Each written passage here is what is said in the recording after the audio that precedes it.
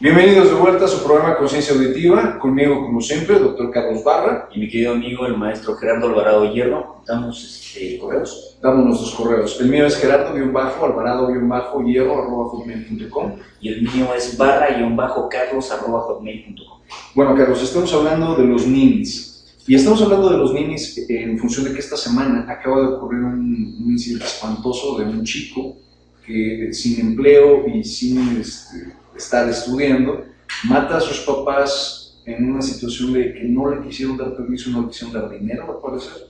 Mata a los papás, mata a la trabajadora doméstica de la casa con un revólver que tenía el papá, y después todavía para agravar la situación se va a una tienda de autoservicio, una cuestión así, compra una sierra eléctrica, destaza los cuerpos y los mete en bolsas, y su plan era ir a repartir los restos por toda la ciudad. Una cosa verdaderamente espantosa. Sí, porque yo creo que las personas no tenemos todas esta sangre fría. O sea, si de por sí asesinar a una persona ya implica tener sangre fría, claro, ahora descuartizar los cuerpos me parece una condición brutal, ¿no? Ahora, yo creo que no es correlacionable necesariamente que todos los ninis se convierten en asesinos, no estamos diciendo eso. Pero, por ejemplo, lo que hablábamos en el bloque anterior, que el país tenga más de 20 millones de gente que está en el desempleo, gente que no puede incursionar productivamente, esto nos habla de que a la postre va a generar condiciones difíciles. Ahora, hay una conducta sociológica en México que hay que decir. De repente las familias duraban mucho tiempo unidas, es decir, tú tenías al hijo mayor viviendo en la casa, no de los papás, durante mucho tiempo, ¿no? De hecho, cuando yo llego a México por vez primera, había en la casa de enfrente donde yo vivía, había uno que le decían el niño, y el niño tenía como 22 años. Ya cada bola le pesaba bastante y seguía siendo el niño de la casa. Hay una condición así en la tradición, incluso hasta, vamos a llamarle, en la cultura precolombina, que es interesante señalar, en la que las familias se extendían desde, la casa como tal estaba construida en una forma cuadrangular, de manera que los papás pudieran vivir y después los hijos pudieran vivir en un cuarto adyacente de los padres, y los hijos después formaran su familia y vivieran también en el mismo esquema, todos en el esquema como de la mini hacienda. Esta idea se extiende hasta muy bien entrado al siglo XX, incluso hasta el siglo XXI, de esta unidad familiar de mamá, papá y los hijitos todos viviendo bajo el mismo techo. Yo recuerdo mucho a algunos parientes míos que decían, es que mi mejor amiga es mi hermana, ¿no? Mi mejor amigo es mi primo.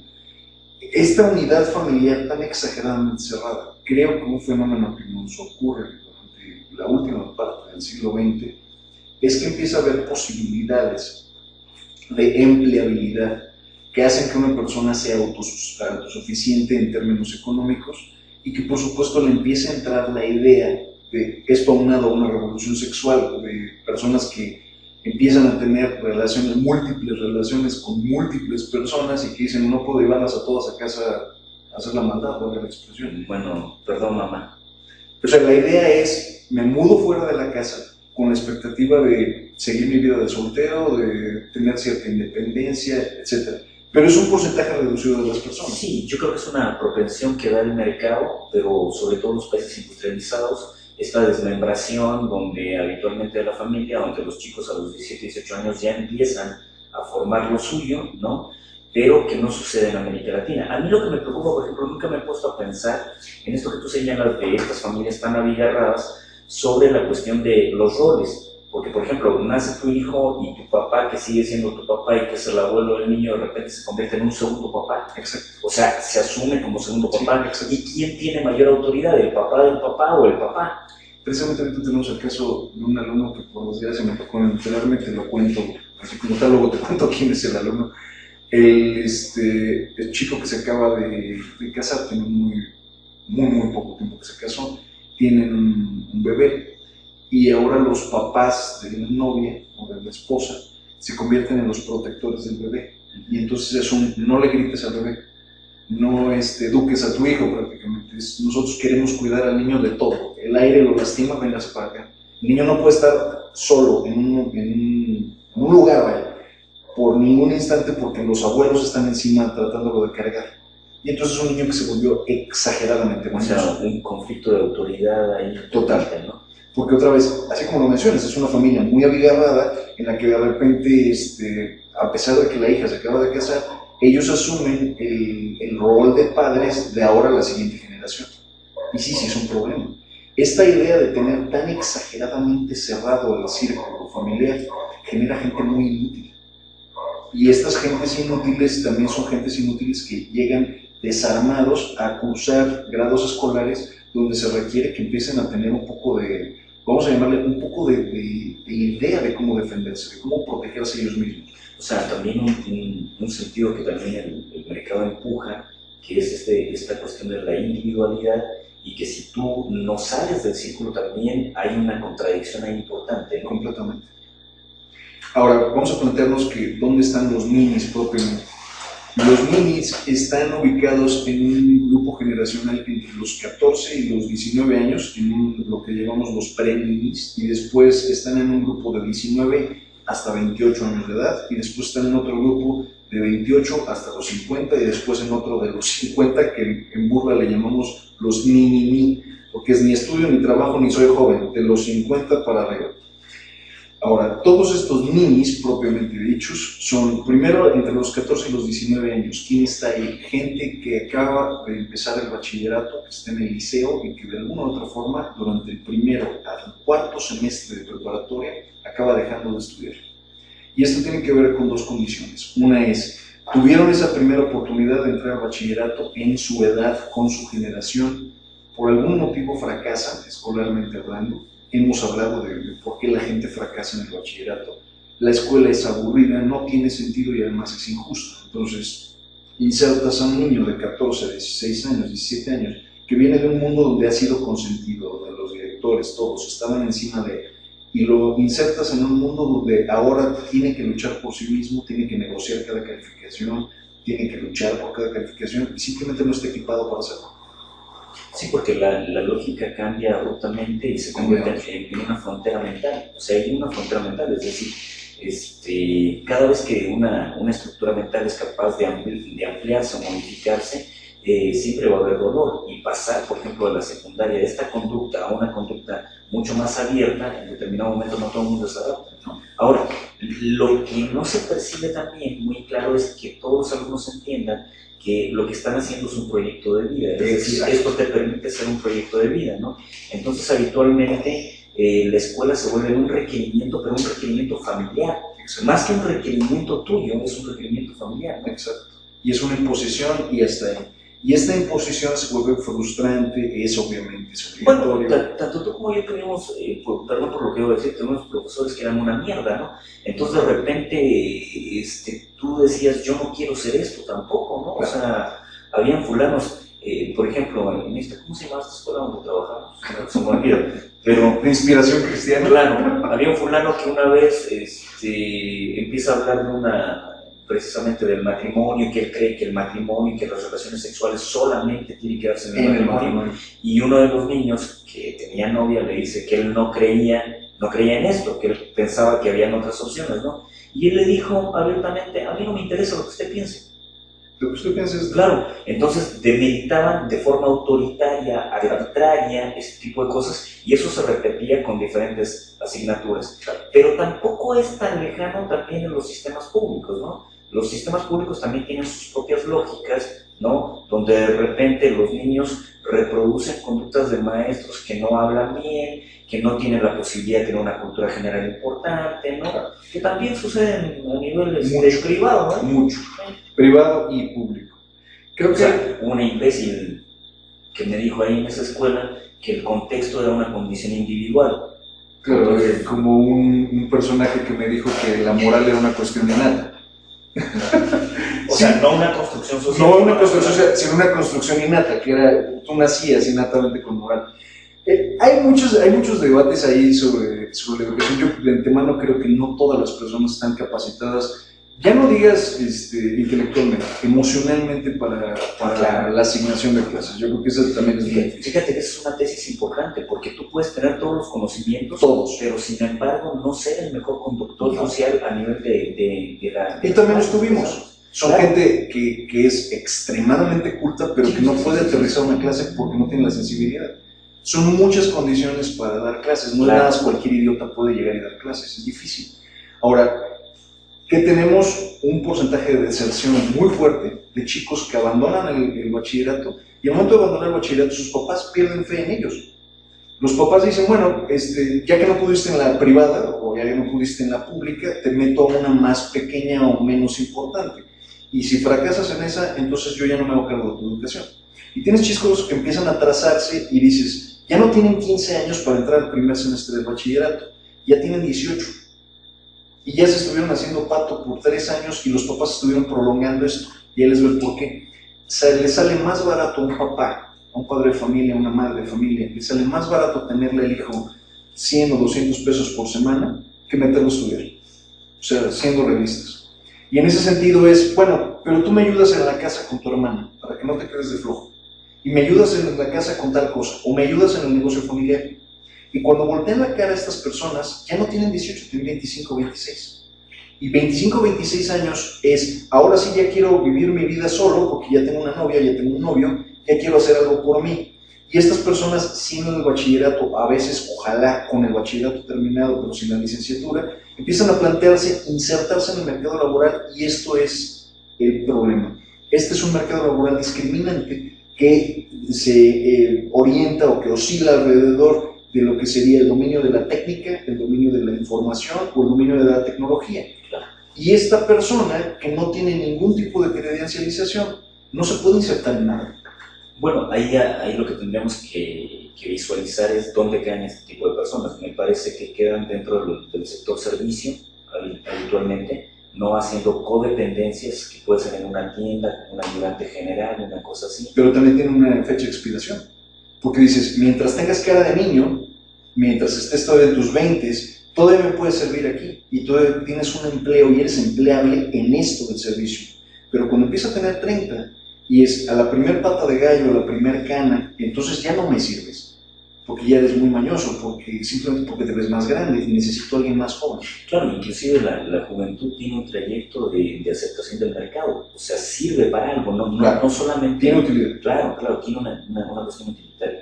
Ahora, a mí lo que me preocupa también es que de repente, tema paralelo, de repente muchos terminan una carrera, supuestamente están habilitados en esta cuestión de las competencias necesarias, y cuando tú llegas al mercado de trabajo, te das cuenta que, te das cuenta que es un mercado salvaje, en el cual no todo el mundo entra, ¿eh? O sea, de repente estás en lista de espera para entrar a una empresa o no sé. O sea, no es una cuestión solamente que se prueben los conocimientos, no solamente eso. Claro. No, son una multiplicidad de factores, que eso es un hecho, pero para las personas que no están credencializadas, ni siquiera en lo más básico, es decir, para el que no tiene ni siquiera ese bachillerato, para el que no tiene esa licenciatura terminada, se vuelve infinitamente más complicado. Claro. Ahora, por ejemplo, de repente también el mercado no tiene lógica, encontramos gente que ha hecho dinero y que no ha ido a la escuela. Desde luego. Claro, pero habitualmente son las menos, no las más. Es decir, la gente que hace dinero sin tener estructuras cognitivas importantes y avaladas por el sistema, habitualmente le cuesta trabajo, ¿no? Y la semana pasada estaban hablando precisamente dentro de una escala horizontal, en donde romper los círculos de la movilidad cuando tú eres pobre, o sea, no es sencillo. Es decir, habitualmente la mayor parte de las personas que viven en pobreza se van a quedar ahí en la pobreza, o sea, no van a poder escalar al siguiente nivel. Y las personas que tienen mayor educación formal habitualmente pueden sostener un ritmo de vida un poco mejor que el que tuvieron habitualmente. Eso es un hecho. En 2009, la Universidad Nacional Autónoma de México, la UNAM, por conducto del rector Narro, hace una publicación donde se calcula que hay 7 millones de jóvenes que están en edades productivas, es decir, entre 19 y 24, eso fue el espectro de la investigación de la UNAM, 19 y 24 años, que ni estudian ni trabajan. y concluye que estas personas se encuentran en medios urbanos, pero viven en una comunidad urbana y que al mismo tiempo pertenecen a una clase media-baja o una clase alta-baja, bueno, baja-alta, y una clase baja-baja. O sea, esos 7 millones se ubican en ese espectro de personas. Y que estas personas podrían tener entre 5 y 7 años de desempleo, vamos a decir, intermitente, y que al final se acaban empleando en algún tipo de empresa informal, que esa es la lógica que tiene. Que estas personas, cerca del 37% de ellos, son gente que dejó sus estudios desde la secundaria y no concluyó la secundaria para ayudar con el mantenimiento de la familia por cualquier circunstancia. También puede ser. Y que en el caso del bachillerato, de los, vamos a decir, 63% que alcanzó a llegar al bachillerato, el 80%, ojo con el número, 80% de los que llegaron al bachillerato se dieron de baja en algún punto del bachillerato. Quiere decir que de todo el universo, menos de un 13% de este nivel, de la clase media-baja hasta abajo, lograron llegar a concluir sus estudios nada más de bachillerato. Sí, tiene bastantes años que habían estadísticas que señalaban que de cada 10 mexicanos que entran a la primaria, 4 logran llegar a la universidad y de esos 4 el punto 0004 es el que logra un título. Entonces es una condición difícil, ¿no? O sea, y aquí son varias las condiciones que están permeando. Me parece que están las condiciones económicas para que puedas estudiar, las condiciones de capacidad también para que puedas estudiar, ¿no? Y también estas condiciones afectivas. O sea, un tipo puede fracasar no por no ser inteligente, sino por condiciones afectivas también, Completamente. ¿no? Sí, la falta de apoyo de todo el sentido de la familia. Yo no lo creía, en alguna ocasión escucho a un papá, al papá de una chica decirle: tú no necesitas esto, hijita. La licenciatura es solo una vanidad. Ah, ya. No, porque yo tuve una prima que un día me pidió dinero, me dice, préstame X cantidad, ¿no? Y la miré y yo le dije, pero prima, si estás sentada en el dinero. Valga la expresión. Hay un contexto internacional también con la cuestión de los ninis. Desgraciadamente, la población ha seguido creciendo no solo en América, sino en Europa, en Asia, en África. Y los países, precisamente donde la marginación ha crecido más de lo que ha podido crecer la posibilidad del Estado de brindar servicios y de colocar oportunidades, en ese sentido es, por supuesto, de México para abajo, todo el continente americano, y por supuesto en África, no estamos hablando de la África subsahariana, sino también África del Norte. Hay una población drásticamente grande de personas que no estudian ni trabajan, que se convierten en un lastre para la familia o que se convierten en un apoyo para su familia. Esta falta de programas sociales que los inserten y los individualicen y los empoderen genera gente en un estado de descontento. Se calcula que las revoluciones árabes de 2010 y de 2011 tienen una buena parte que ver con el hecho de que había gente que estaba en estado de ser nini entre los 20 y tantos y los 30 y tantos años de edad. Gente que tenía el tiempo de irse a involucrar, salir a las calles, machetear, gritar, clavarle un cuchillo a Gaddafi, una cosa por el estilo. O sea, al final es gente que tenía el tiempo y la oportunidad de hacer esta revolución. Sí, a mí me parece que lo frustrante de todo esto es que las mismas estructuras sociales en las cuales nos hemos desarrollado la mayoría, o por decir todos, me parece que son estructuras, como tú señalas, que discriminan. Entonces la escuela es un centro de discriminación, la familia es un centro de discriminación, tus amigos discriminan de alguna forma. Entonces me parece que llega un momento que tú te enfrentas, cuando no puedes concretar esto, a una serie de descréditos sociales, ¿no? Entonces se suma esta condición de que tú te vuelves un inútil. O sea, lo que está detrás de todo esto es un inútil social. Exacto. Y eso conlleva una impugnación porque tú te tienes que insertar en algún medio. Exacto. ¿No? Y de hecho, por ejemplo, históricamente, cuando tú no has estudiado una carrera, que me parece una estupidez, cuando tú no estudias una carrera y alguien sabe que no estudiaste, de inmediato demerita. Por ejemplo, aquí en México hay mucho de presentarse con el título. La gente se presenta mucho licenciado tal y digo, el título no viene como parte de tu nombre viene en un certificado que está aislado, ¿no? Entonces, esa es una forma de refrendar que tienes cierto sitio que genera un estatus y ese estatus no debe perderse, ¿no? De hecho, también cuando luego te presentan a tus papás, dicen, ay, mi hijo es médico, mi hijo es licenciado. Exactamente. Claro. Sí, es un motivo de orgullo para... Hay una condición también de pensarlo de esta forma. Los ninis finalmente necesitan, igual que todos insertos en un mercado de consumo, consumir. Y los ninis finalmente obtienen el dinero por regla general de la empleabilidad poca o nula empleabilidad que tengan al interior del nicho familiar o de donde puedan conseguir un empleo. Y, oye, ¿qué te parece a propósito del empleo? Esto de que en algunos supermercados, aquí en Pachuca, no sé si en todo el país, hay personas de la tercera edad trabajando que te están embolsando los productos, ¿no? O sea, a mí de repente me parece también deprimente, ¿no? O sea, yo estoy de acuerdo que eres productivo, o sea, que se muestra que eres productivo, pero de repente yo no sé si tienen un sueldo o si realmente solamente viven de la propina. O sea, me gustaría comentar eso al respecto. Creo que al final esto sí debe de considerarse con mucha frialdad.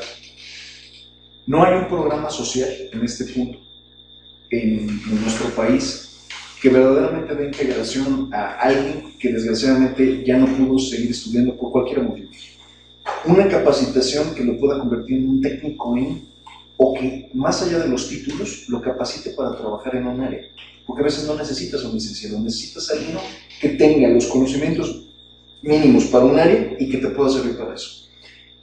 Estos serían programas cortos, serían capacitaciones cortas que una empresa podría asumir y decir, mira, esta persona sirve para un recepcionista, porque sabe manejar Word, sabe manejar Excel, sabe manejar esto, bienvenido. Inclusive en la ponderación de cuántas ganancias vas a obtener por capacitar a una persona de ese tipo, podría ser ampliamente rentable. Podría ser rentable. Entonces, sí creo que los ninis son un problema porque desgraciadamente como el resto de la sociedad discriminamos y el nini tiene una etiqueta de caducidad y a partir de que pinta la primera cana o la primera arruga ya no es tan fácilmente vendible. Al mismo tiempo te podría decir que los ninis no son discriminados por la delincuencia organizada. Si los ninis quisieran insertarse en un trabajo, pueden optar por la opción ilícita e insertarse con mucha más facilidad en el mercado ilícito de trabajo.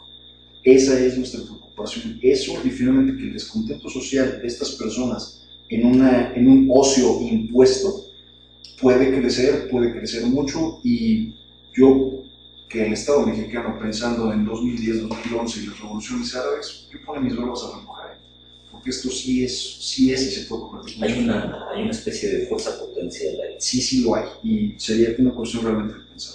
Estoy de acuerdo. Los dejamos con You Lost That Loving Feeling, has perdido ese sentimiento amoroso de Elvis. Con Elvis Presley.